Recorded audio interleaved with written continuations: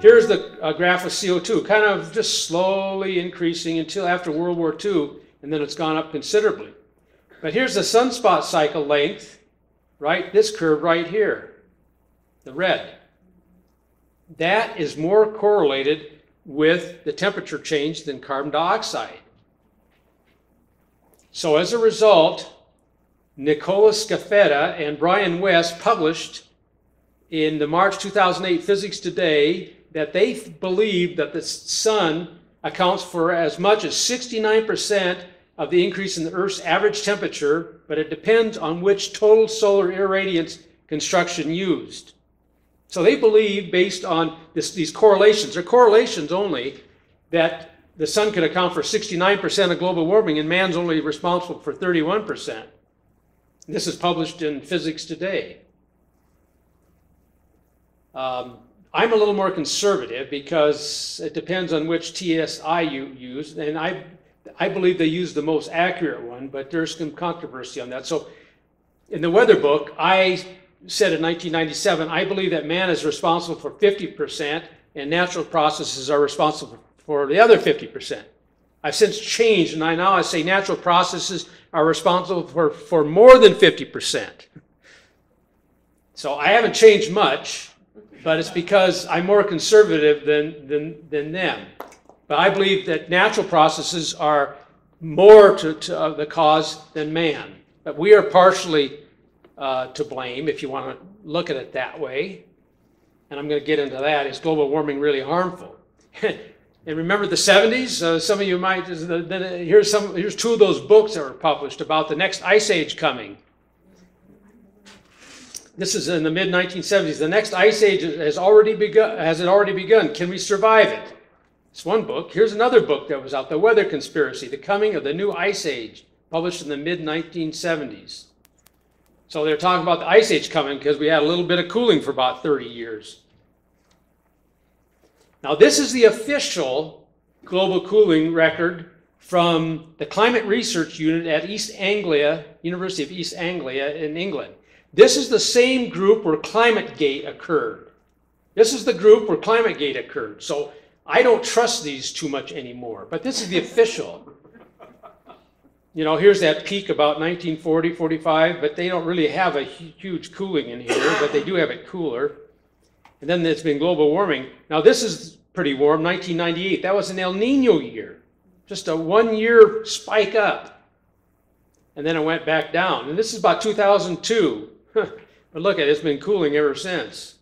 So they, instead of calling it global warming, they've been calling it climate change. Climate change, the climate always changes. I mean, so what should we worry about? So this is totally against the increase in carbon dioxide. So like I said, I believe natural processes are more than 50%. And of course, the idea that the Greenland ice sheet was really speeding up, that is all, it's stopped. Or I should say they've slowed down to what they were before. This is from Science, the journal Science.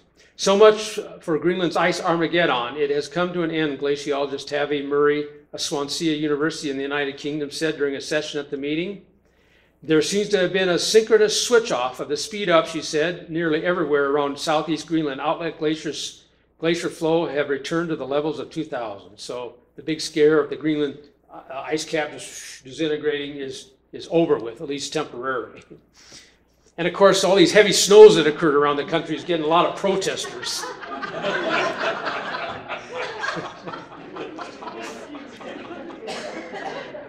You really got to have a sense of humor in all this. I mean, I can go crazy if I took all this stuff so seriously.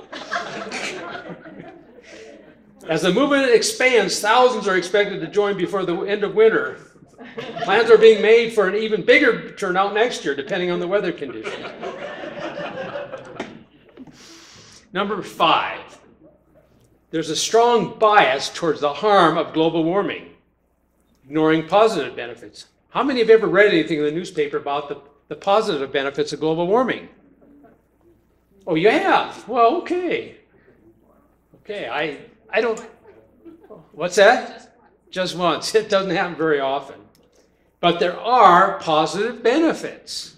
And here's just 4 I thought of just off the top of my head. More people die of the cold than the heat, therefore, with a global warming, more people will live. Isn't that a good thing? Well, of course, some environments don't think it's a good thing. Carbon dioxide enhances plant growth. We can have Arctic shipping.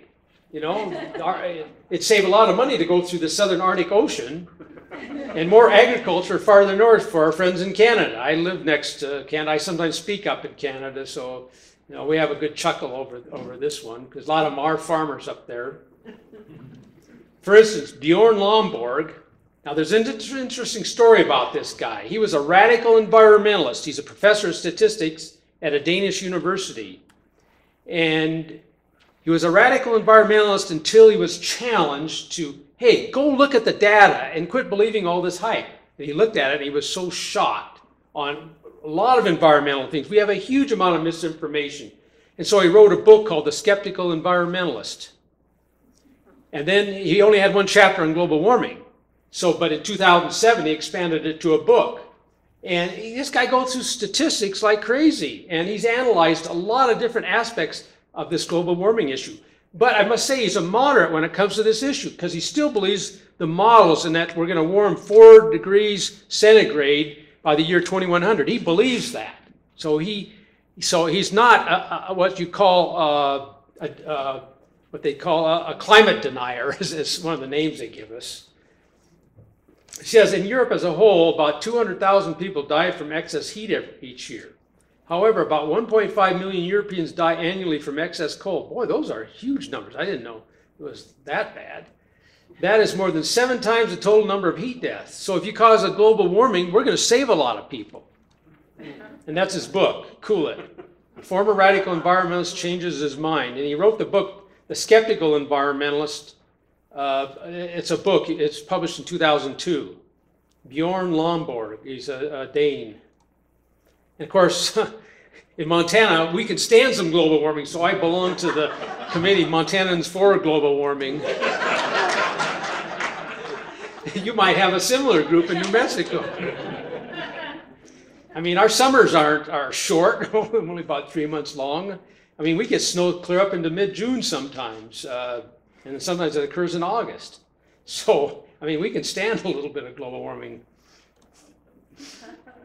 Number 6, the cost to fight global warming is huge. It's usually minimized by alarmists with little results. And by the way, the results of fighting it have been very slight at best. Lomborg again says, in estimating the cost of Kyoto, and by the way, there's a lot of people that want to go a lot further than this Kyoto Agreement. The largest assembly of the top macroeconomic models show an average cost of about 180 billion annually from 2008. I think that's an underestimate. What do you think that's going to do to our already suffering economies? Destroy it. Yeah. So if they really get their way, we're going to be a bunch of hurting people. Number 7, the computer climate models that extrapolate the warming into the future by increasing carbon dioxide do not accurately represent temperature increase with a doubling of carbon dioxide, but alarmists take the results seriously. So what they do, they have these climate models. And you know, they've done this in many institutions a number of times, so they got a number of these models that have run. All they do is they double the carbon dioxide. They're global models of climate. And then they see, after a while, what the temperature increase is with a doubling of carbon dioxide. And they get huge numbers from 3 degrees Fahrenheit to 11 degrees Fahrenheit. And here's some of the variables in these climate models. And we'll spend the next hour going through all these things for your edification and help you sleep well tonight. But it's complicated. You have a lot of variables that interact with each other. And it's not only a linear action, it's a nonlinear. So these are extremely complicated. And not only that, they can't get the variables correct. How are you going to do clouds? Clouds are the worst variable that they can put in here. So they have to estimate clouds. How are you going to estimate that in the climate model? It's tough. They do it.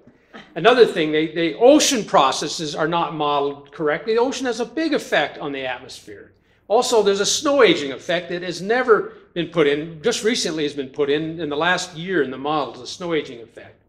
Radiation, solar and infrared radiation are not modeled right. So what they have to do is estimate these. They're called, in meteorological jargon, they're called parameterizations. So clouds are probably the #1 error, as admitted in Nature journal. Clouds constitute the largest single source of uncertainty in climate prediction. So they estimate all these variables. So as a result, these models are flawed, greatly flawed. Weather models are greatly flawed. I used weather models for 30 years. And these environmentalists should have believed every single weather forecast I ever put out. But I'm sure they didn't. So when they increase carbon dioxide, well, okay, the models are flawed, but nature is running the experiment right now. So what is nature telling us? Well, first of all, carbon dioxide has increased about 30%, 30 to 35%. Other greenhouse gases, especially methane, have increased. So we want to transform the other greenhouse gases into carbon dioxide equivalency units to keep it all one variable. So when you do that, these other greenhouse gases amount to another 30% increase in carbon dioxide. Thus, for all practical purposes, carbon dioxide has increased 60%. So we've had a 60% increase already. In their models, they double it. So what has been the result? Like I said, the models, they vary from 3 degrees Fahrenheit to 11 degrees Fahrenheit with a doubling of carbon dioxide. I mean, that alone should tell you there's lots of problems when you have that big of a range. But if nature's run the experiment of 60% increase in carbon dioxide, and if natural processes are half of the 1.2 degrees Fahrenheit, we're only talking about a 0.6 degrees Fahrenheit, which is probably exaggerated, warming. So a doubling of carbon dioxide will result in a 1 degree Fahrenheit warming, which is probably exaggerated. So that's what you should get. That's what nature's done for us. So the models are way too sensitive. Even at 3 degree Fahrenheit, the lowest one they get is way too sensitive.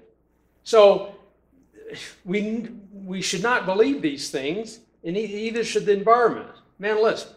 But I think there's something else probably driving this, but I don't get into this. I'll let some of you other people, kind of mull this over in your mind. There are hidden agendas. How do I know this? Well, in this book, The Politically Incorrect Guide to Global Warming, has a little quote, but this is a quote of the preface, and he quotes Jacques Chirac, the French president at the time. He says, "It is a perfect storm of demons and perils, the ideal scare campaign for those who would establish global governance." Jacques Chirac's words in praise of the Kyoto Protocol, with strict control over corporate actions and individual behavior. I'll let you think about that for a while, mull over that for a while. Ninth, the claims of increase in storms is equivocal. They blame every single thing, a heat wave, especially a heat wave. They'll even blame blizzards on global warming. But Roger Pelkey, a climatologist, has done a lot of study of these things, and he concludes, over the long term, for the United States that is, over the long term, hurricane landfalls have declined. There's no long-term increase in drought. Peak stream flows, related to flooding, have not increased. There's been no change in tornadoes or thunderstorms, no long-term increase in East Coast winter storms, and no long-term trends in either heat waves or cold spells. The reason why people say, oh, it's getting hot and global warming, we're getting a little bit of it, but, or we got this big heat wave, it must be global warming. It's because they don't remember the heat wave that happened 100 years ago, for instance, or the 1930s during the Dust Bowl era, because they haven't read their history very well. So, essentially it's business as usual with the weather. There's not been hardly any change affected by global warming.